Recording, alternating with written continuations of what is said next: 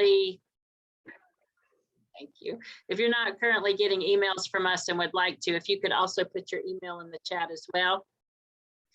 Welcome everybody. I'm super excited to be with Cindy Hartley today. This is only the second time we talked, but we had so much fun the first time we talked that I know we're going to have fun today too. So Cindy, welcome.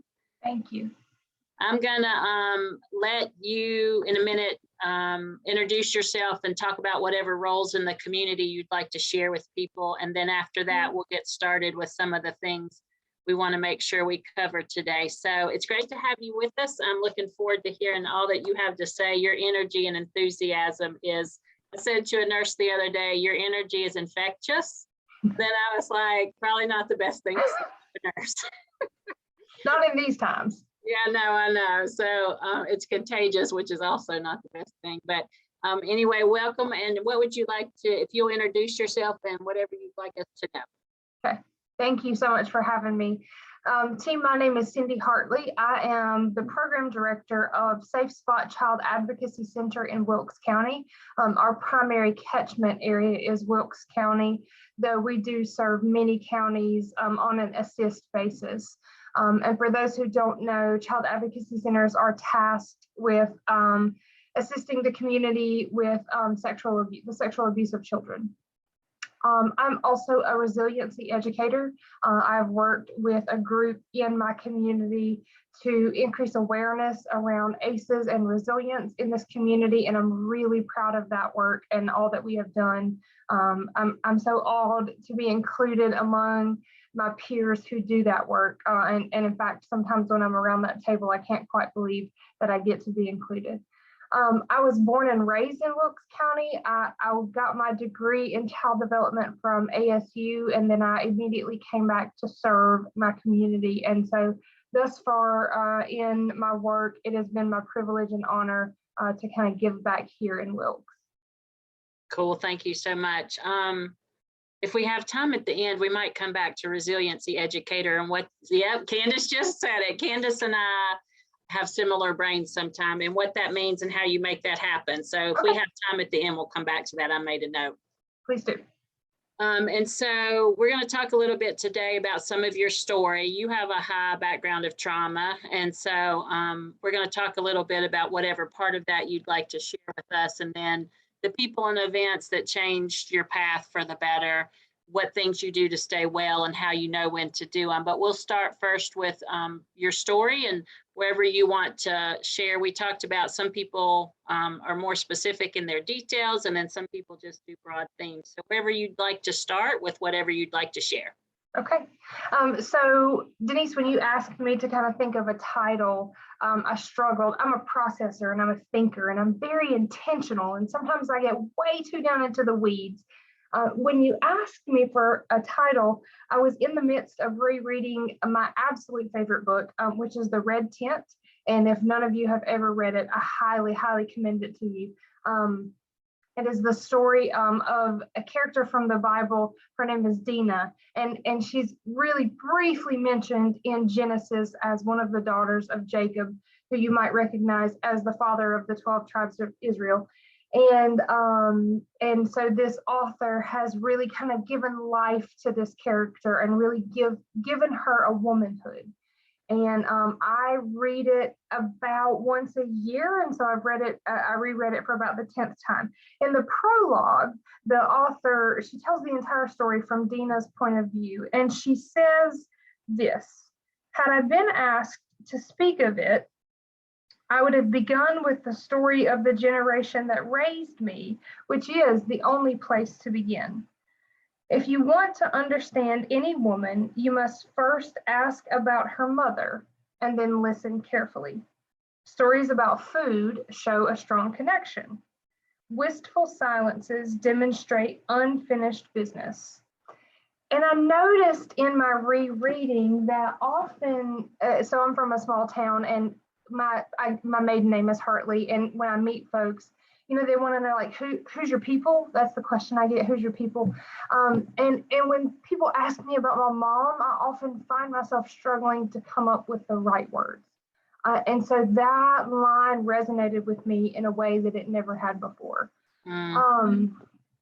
My so my ACE score is 4. And, some of the things, my parents divorced when I was very small. I do not know my biological father, though I know that he lives in this community.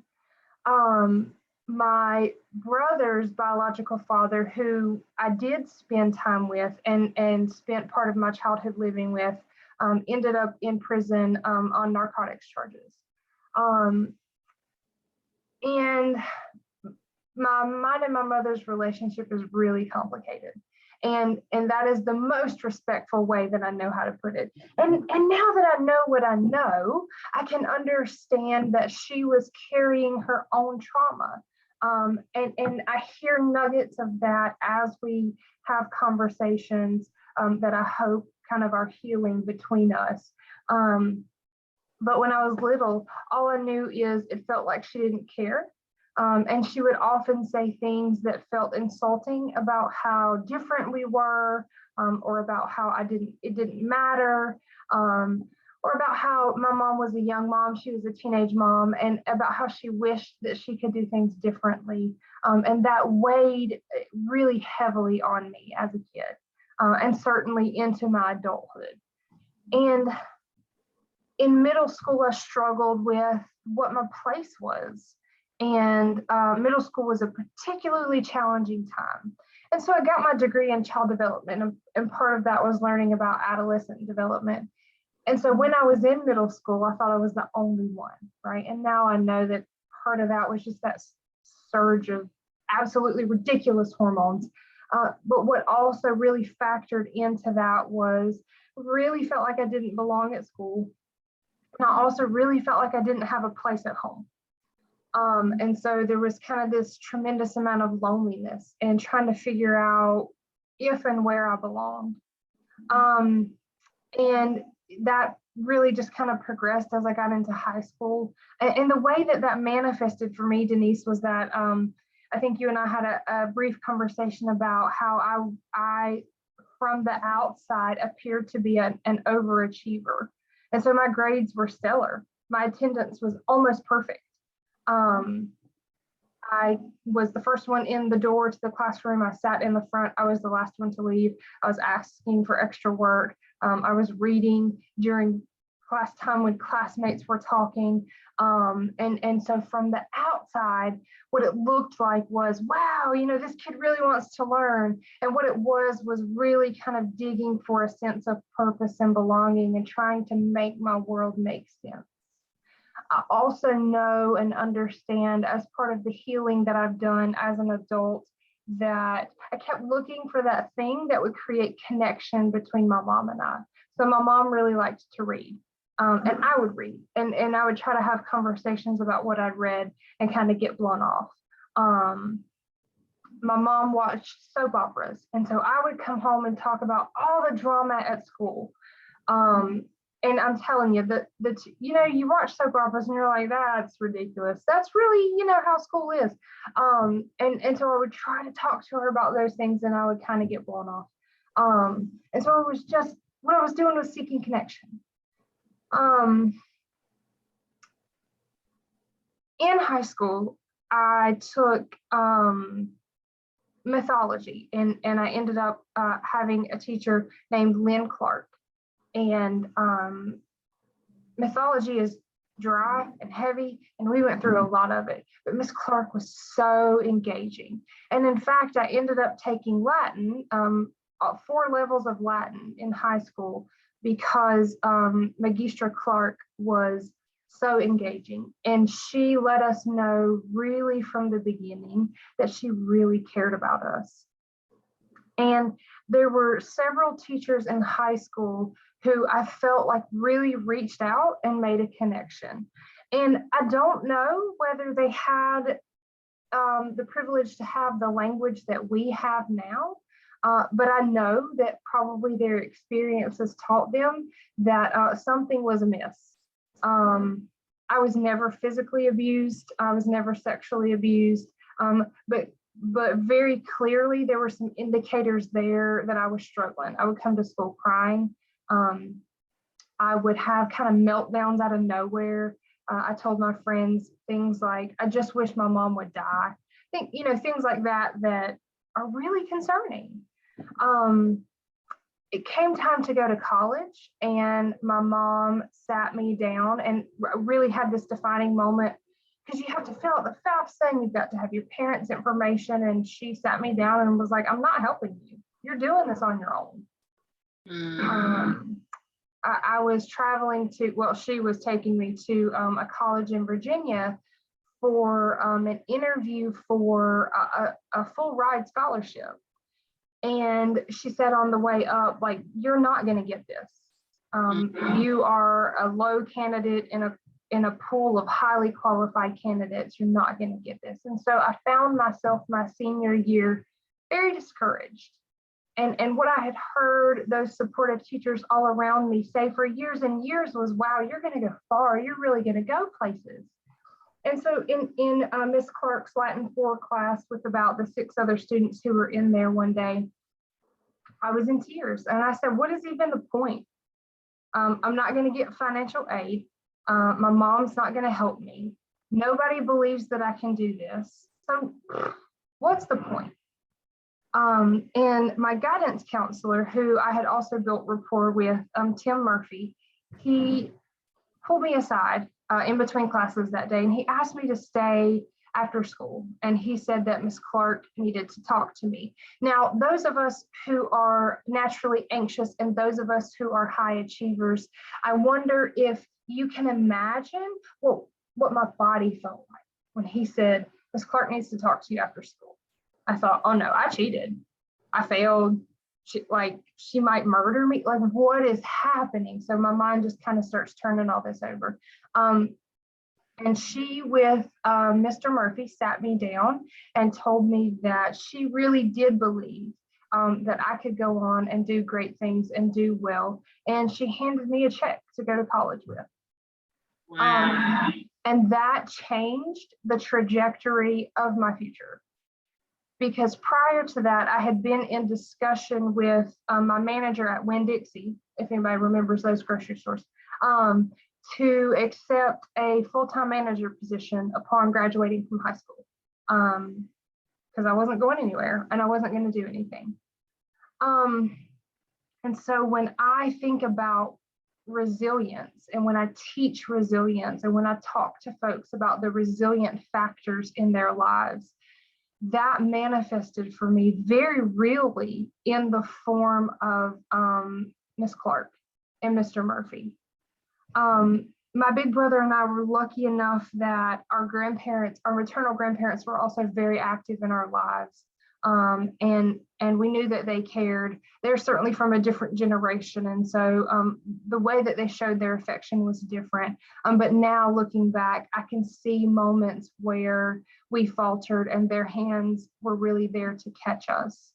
And so I struggled even into adulthood with attachment and relationships and secure attachment, secure, healthy attachment. Because at the root of it all, what I was still longing for was attachment to my mom, who by the way, I've always been in contact with. We've always been in relationship. And so it wasn't until a few years ago that I started therapy. And I was trained as a resiliency educator, and that is part of my story and part of this journey. And some of these pieces started to make sense to me. And I started in therapy, and I started to realize that the burden of some of that healing was on me, and that I had to do it independent of those things kind of that I'd been seeking since I was 4. And I'm still on that journey. I'm still working towards that, and I'm still looking, for ways to do that in a healthy way. And Go ahead. No, you go ahead. Do you have a question or a thought?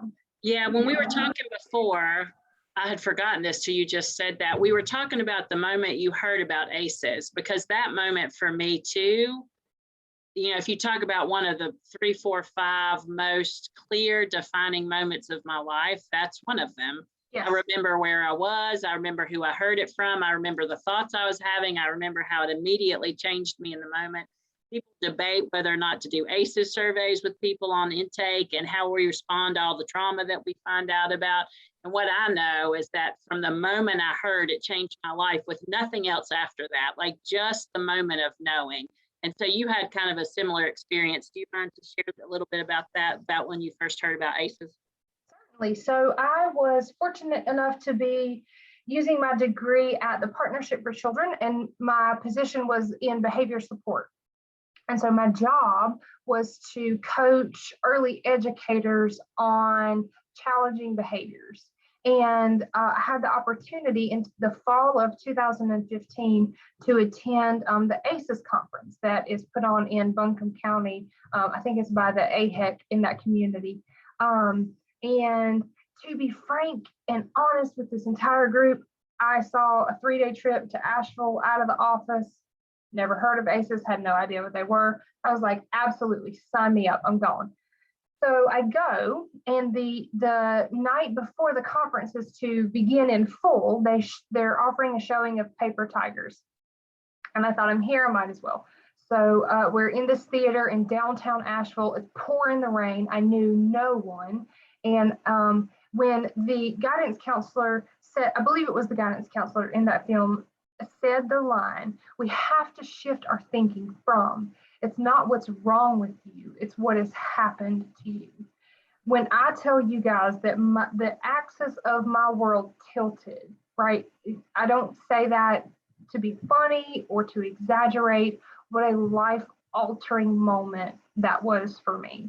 And I kind of sat up and paid attention, and I was really invested in the rest of that conference.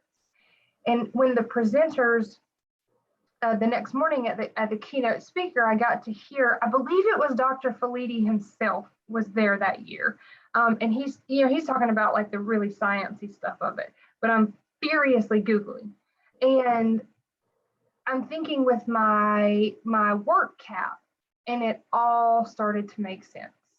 Like, we see challenging behaviors in kids because they're trying to tell us something. They're trying to get our attention, and they're trying to let us know that something in their environment is wrong. So with my thinking cap, with my work thinking cap, all of that made sense, like in that moment right away. And I was and will never be the same kind of after that moment. Another thing that I wanted to talk about, I hear feedback, I don't know if you do. You were talking about, you were an overachiever and a perfectionist and wanted more work. And one thing that I hear a lot is, give us the checklist of what these kids should look like. And they want it to be dirty clothes, dirty skin, haven't slept, parents never are in touch, this stereotypical how this should look. And in my experience, just as frequently, we look like perfectionists who erase our answer 11 times and have breakdowns when we get less than an A, and just all of those opposite ends kinds of things that we look like that nobody's expecting us to look like. And so I just wanted to go back to that for a minute and say, you were not the checklist stereotype of what kids from trauma should be looking like. In fact, you were very much the opposite. Yeah, I had clothes, I had food, our house was clean. I looked nice, I talked well. My needs were met. I went for a well child check every year. We went to the dentist when we were young. My body was well cared for. And so, yeah, I didn't meet kind of this image that we make up in our heads about what these kids look like. And I'll tell you, another shifting moment for me was when Dr. Burt Harris said, this is real and this is all of us, right? We are not talking about these kids or, on that side of town or in that holler, right? ACEs are prevalent across every socioeconomic class, across every race, across every community. The science holds, it's true. Yeah. If you don't know what Cindy's talking about, is the Nadine Burke Harris TED Talk, Health Impacts Across a Lifetime. It's only 15 minutes. If you haven't seen it, please go watch it. I've probably seen it over 100 times, and every single time I get chills in all the same places. It's one of the most powerful things that I've ever watched, and it's only 15 minutes. If you haven't seen it, please go watch it. So I interrupted you when you were talking about the people and events that changed the trajectory of your life. Actually, one more thing I want to go back to. When you and I first had this conversation last time, because I think this is something all of us from trauma struggle with in some form or fashion. You said, you know, some of where this trauma comes from, those people are still alive. I still have relationships with those people. I'm still trying to figure that out. And so I think it's another myth that somehow when we've been traumatized that we've cut those people out of our lives, we no longer have relationships with them, that's all done. And so just to say, it to me is very much a continuum from I'm never going to have anything to do with you ever again to I have a regular ongoing relationship with you that is a healthy one and everything in between.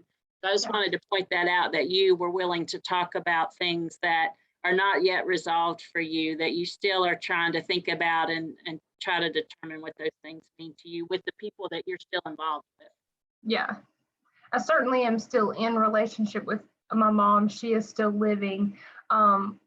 It is still my hope to really kind of repair that bond as deeply as I hope it might be someday. Y'all, when I was in middle school and I would hear girls say my mom is my best friend, I thought that was the weirdest thing I'd ever heard.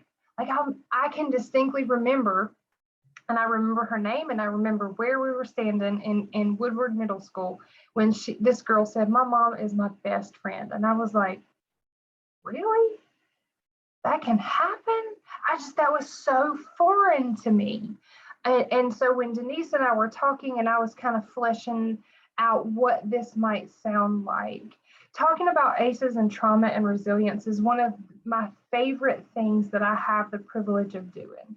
But acknowledging my own is still kind of messy because my mom is alive and well, and like we're going shopping on Saturday, you know, so to acknowledge that those things exist in the same space and wanting to be respectful of, you know, she's healing in her own way or not in her own way. And that certainly has affected the kind of parent that she was able to show up as. It's just tricky. Yeah, definitely messy and difficult and all of those big emotion words. Yeah. So you were talking about people and events that changed your life. You talked about the counselor and the teacher and the ACEs conference. Were there other things that you feel like kind of changed your trajectory in a more positive direction? Going to the ACEs conference really shifted the work that I was doing. It introduced me to this idea of ACEs, and it opened me up to a whole cohort of folks in my community who were already kind of aware. And I was brought into this really amazing group of folks who were just starting to orient themselves to, wow, this thing is out there and it's here. And like, what do we do about it? How do we know? And then what do we do? And they brought me kind of into that fold. And I was as impassioned as they were. And we have really come together over the last 5 or 6 years to talk about, to engage, to educate, and then to engage our community in, you know, this is a thing. This is what's going on. Is it the answer? No. But is it part of it? Absolutely. And what does it look like? What does it sound like? And how does it show up? And that has been an incredible experience. And it directly kind of led me to this work that I'm doing now. Yeah, that's amazing. So let's talk about wellness. And I've told you when I first started doing this, I wanted people's lists.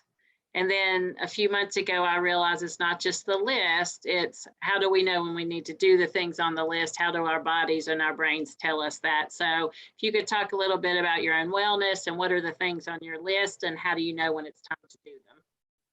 So my list is very similar to probably everyone else's, right? Like rest, exercise, eating well, but the bigger key for me has been recognizing when. How does that show up in my body? It shows up in my body so I go to bed between 10 and 10:30 every night. I get up at 6 every morning on the weekdays. And when I follow, and that's a fair amount of rest. When I still find myself exhausted by like 10 a.m., I know, right? It shows up when we get another referral at the CAC and my heart immediately starts to pound. It shows up when my resilient zone is really narrow and I'm really short with the folks that I'm in deep relationship with. And so there are things that I've learned about how it shows up in my body and in my behavior like that. It shows up when I'm not hungry. Y'all, I really like to eat. Folks tease me about my jogging. So I jog and I mountain bike. And I'm terrible at both of them. So please don't be impressed by either of them. But I can jog between 3 and 5 miles a day. And people are like, what keeps you going? Because I can eat. I can eat whatever I want to when I do that. But when I'm not hungry, when food doesn't appeal to me, right? I know, okay, there's something going on. There's something laying down somewhere that you've got to take care of. I really, really love this work. And when I dread coming in, like certainly we all have those days. Like Mondays just universally suck. Wednesday afternoons sometimes drag. But when I find myself waking up and thinking I would give a toe not to go to work today, I know. And so being really intentional, letting my boss know, hey, I'm dipping out today at 4 because, you know, it's dark at 5:15 and I'd like to do a trail run, which is what I did yesterday.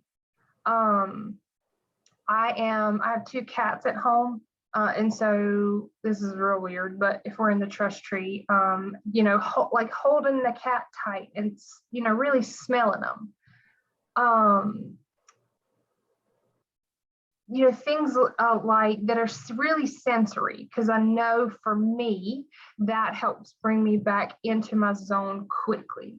Now, there are other things like journaling or reading that also help, but unless my thinking brain is online, those things don't register. Yeah, makes sense.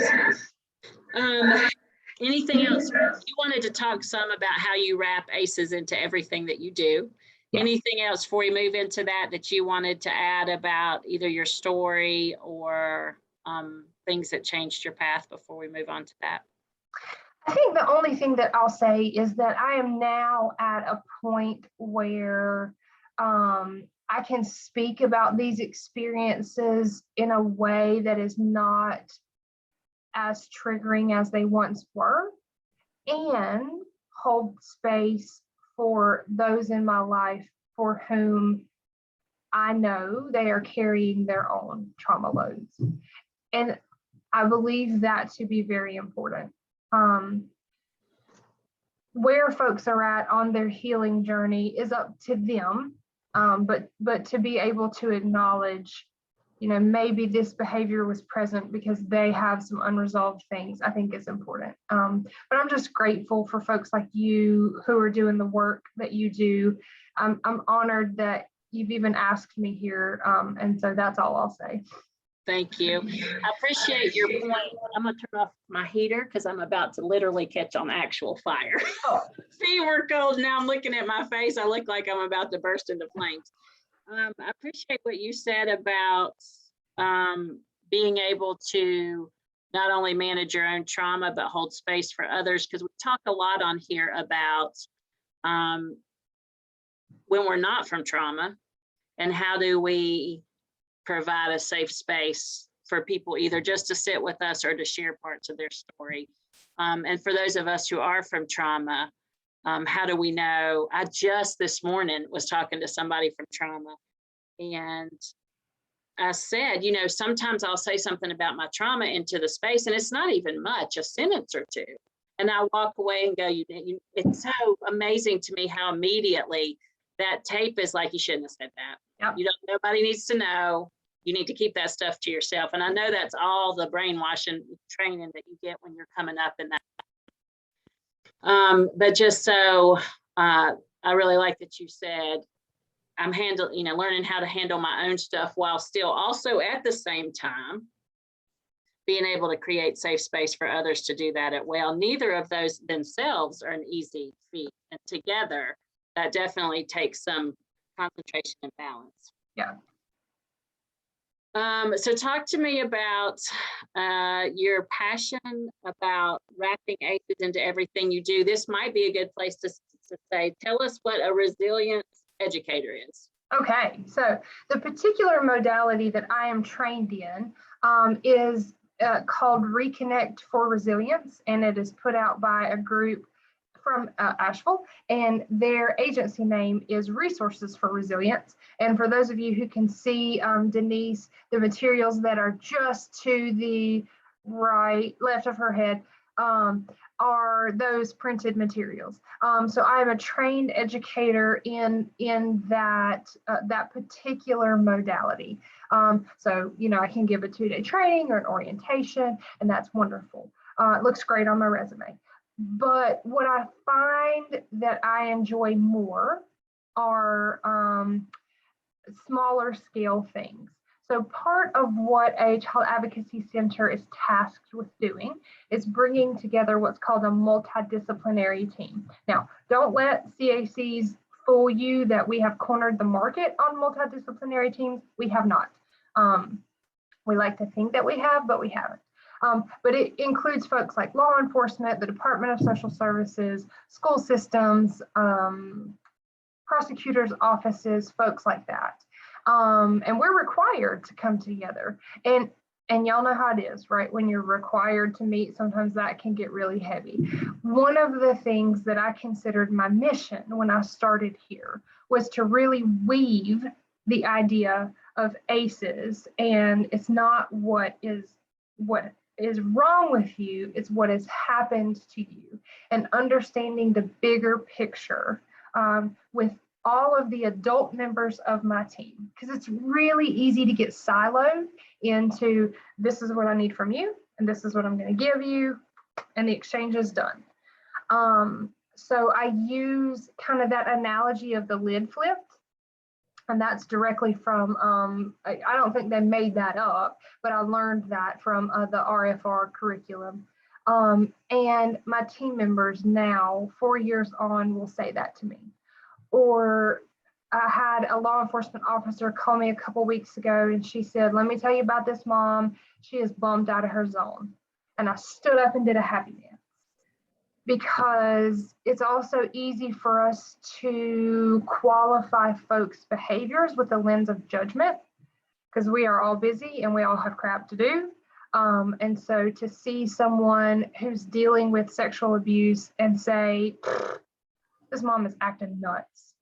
And so my goal was to shift the focus to, it's not what's wrong with you, it's what has happened. And so my team members will increasingly say, this mom is bumped out of her zone. She is real amped up, or this mom is disengaged, and I think she shut down.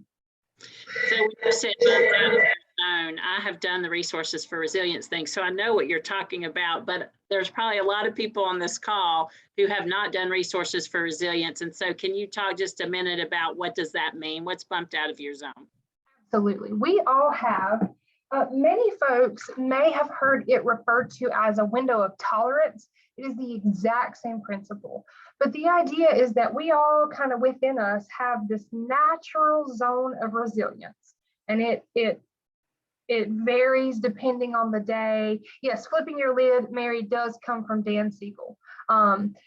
So this zone, what RFR calls it, is your resilient zone. And it's this idea that you can experience some charge and release within that zone and keep your thinking brain online. So this morning I overfilled my coffee cup.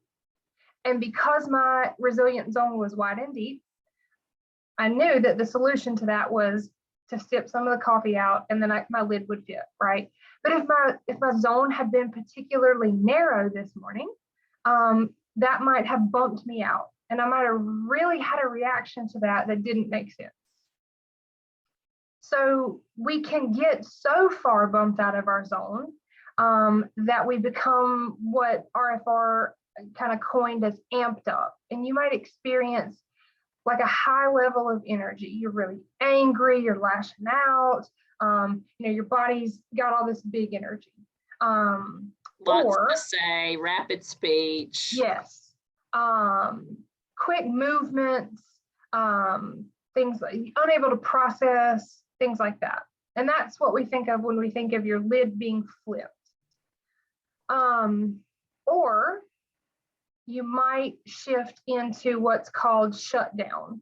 And so it might look like disengagement. It might look like feeling really exhausted. It might look like I give up, not doing this anymore. It might look kind of like depression. And all of this there's a continuum of it. And so it can be kind of mild or it can be really serious. We all have within us the ability to kind of move around, to experience some charge and release, and to come back into our zone, and to continue to face those challenges in our day, and keep our thinking brain on and really make clear, rational, wise decisions. But sometimes folks get stuck and that lid flips, and safety is not communicated to this part of our brain that assesses safety. And so this part of our brain, where we do all of that executive functioning, where we make decisions, where we can say yes or no, where we can follow instructions, right? Like step-by-step instructions, we don't have access to that part of our brains. And so sometimes folks get stuck there. And that was the part that I really wanted to help my team understand. When we're bringing a kid in here to do a forensic interview and they literally can't sit in the chair, and it's like, boy, there's something going on here. Now, is it that they've been sitting in school for 8 hours and the timing of this interview doesn't make sense? Maybe. But if it's 9 a.m. and a kid can't sit in a chair, boy, what is happening to that stress response that maybe has that lid flipped? Or if we've got a caregiver who comes in and we're trying to talk to them about advocacy and what it looks like and what the next steps are, and they're like, I don't care. I mean, I'll do what you tell me to do, but I don't really care. Yeah. Right. I had a kid in my office yesterday. So we've been doing 5-point emotional rating scale for a few years and working with kids on different levels and breathing and things. And I think this may have been the first I've worked, I'll have kids in there and say, what are you right now? We'll do breathing or whatever. But I had a kid in here yesterday who'd seen some domestic violence over the past 4 days, and he'd been abducted and returned to us. And so I said, when he came, he said he was a 5. And so I said, let's close our eyes and think, because this is my favorite one. Think about a time that brought you happiness, or you felt joy or peace or some good feeling. So let's close our eyes and think of that. It just reminds me of how far back we have to start. And he said, first of all, I don't feel like closing my eyes. And second of all, there is nothing that's ever happened to me that brought me happiness or joy for me to be thinking about while you're talking to me. And I was like, oh, wow. Like, it's even before we have to start with, can you you feel safe enough in this moment to even close your eyes? And then I was talking to him about his imagination, and he was like, I don't have time to have an imagination. Like, I have to think about my parents fighting and the yelling and the screaming. I don't have time to daydream. And I think he was 9. And then when I was talking, we finally maybe got down to a 3 or a 4. And I said, do you think you can go back to class now and learn? And he was like, I'm a 3 or a 4, but I can't go learn. Like, my brain, when I imagine it, it's like applesauce in my head. Like, it's not going to be doing any thinking today. Yeah. And so it was the first time I've had somebody in here that really was able to articulate, especially that young, the depth of, we say, okay, close your eyes and imagine a happy place. How difficult that is to even start there. It was powerful. Yeah. There are 2 things that kind of calls to memory for me. One is this story is pre-COVID, and everybody will know. I had a group of interviewers. I'm also a forensic interviewer, and that means that when children make a statement of abuse, I'm specially trained to do a specific kind of interview, one-on-one interview with children. And I was in a meeting with other interviewers, and this particular interviewer was like, how do you keep kids, like little kids, like out of your face and keep them from touching your hair? And I was like, I don't. I mean, I just let them, right? Because there's some natural curiosity and exploration that happens. But what I know is that little ones especially are figuring the world out, and they're touching it, and they need to know, like, are you real, and are you sitting there, and those kinds of things. One of my very first interviews, I interviewed an 11-year-old girl who'd been sexually abused by her uncle. And we got through the first steps of the forensic interview really quickly. And she had Play-Doh and in her hand with her in the interview room. And I said, now tell me what you're here to talk to me about today. And she went dead silent. And one of the things that I'm really good at in an interview is sitting with silence. Now, y'all may have discerned already that in my personal life, I can talk and talk and talk and talk. But in the interview, I'm really good at just sitting in silence. And so I sat and I waited. But what I knew, what I could tell from what her body was showing me was that her smoke alarm, her amygdala was telling her this is not safe. And so I said to her, how does that Play-Doh feel in your hand? And she said, well, I don't know, it's like squishy. And I said, well, is it warm or is it cold or something else? And she said, well, it's kind of warm. And I said, oh, good, because Miss Cindy forgets to put the lid on sometimes and it gets a little hard, so I'm glad. I asked her another question about the sensation of it that I can't recall. And then I said, what does it smell like? Because, I mean, we let everybody use this Play-Doh, so I'd like to make sure it's not stinky. And so she smells it and she says, it smells like Play-Doh. I said, oh, okay, good. And so then I just sit back. And a few more seconds go by and she says, I'm here to tell you about what happened with my uncle. And what we did to her brain in that moment was communicate safety through sensation. And I know that about myself, that sometimes I have to do some really intentional sensory work to tell my amygdala, hey, we're just uncomfortable. It's not that we're not safe, we're just uncomfortable. So I thought of that as you were talking just now as well about your little guy with his applesauce brain. No, blessing. So you were talking about all the ways you incorporate resilience into the work that you do and how you've gotten your team to move more that way, which is what we're doing in the schools and in our community. And it's so exciting when somebody calls you and says something different than they've ever, like, maybe we shouldn't send this report card home, or maybe so-and-so's having a hard day, or maybe that parent, blah, blah, blah, blah, blah. So that's really cool and exciting. What other ways do you wrap resilience into the things that you do? I incorporated in just in that example, I incorporate it into my forensic interviewing. We do sensing in work. I also ask children how things felt to their body. Now, protocols have now caught up to that. I'm not, I certainly can't take credit for that, but how did that feel to your body? And then we incorporate it into our advocacy work. There's a magic phrase that they teach you in Reconnect for Resilience. I know 2 magic phrases, and I'll tell you one of them now. And one of them is, that makes sense to me. And you're not telling somebody that you necessarily agree with them, but that the way that they feel makes sense. And we have really woven that into our advocacy. And that is incredibly disarming. Because when we have a caregiver who's bumped out of their zone for whatever reason, when our so for example, a caregiver comes in and they say, I hate that DSS is all up in my business, and this really sucks. And so for an advocate who a caregiver might view as an ally of DSS to say, that makes sense to me, I totally get it. Right. And so that kind of helps create relationship with those caregivers for whom that might have been a barrier. And then I've worked with my team on their own vicarious trauma. As you can imagine, this work carries an immense amount of vicarious trauma.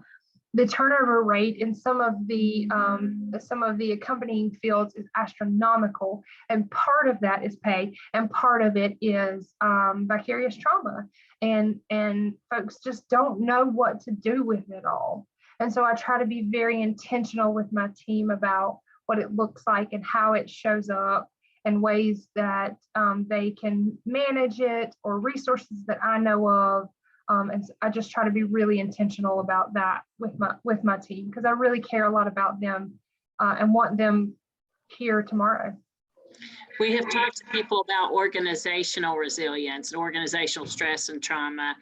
And the point has been made several times by staff and by leaders in organizations of individuals can do as much work as they want about being resilient and taking care of themselves and being well. But if the organization is stressed or re-traumatizes, gives you too much to do, never lets you take a break, looks at you funny if you walk out before 6, it's really difficult to be well when you're working for an organization that doesn't encourage that or recognize your limitations. Are there things that you do in your agency to encourage your staff to be well? Yes. So yeah, thank you so much for asking that question.